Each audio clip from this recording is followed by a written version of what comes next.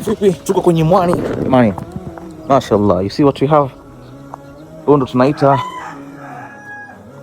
kisikia mwani aina ya kotoni, ndio huu bana. Unaona? Mashallah.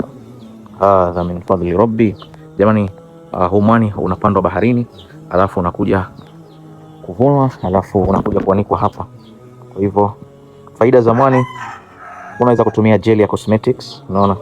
Unaweza kutumia kama ni stabilizer katika yogurts, katika creams hizi, ice creams. End products za mwani. Kwa nini tunasisitiza watu watumie products za mwani? Kwa sababu hizi ni natural bana, tumeletewa na Mungu, hazina additives zozote. Yani wewe ni mwani extracts.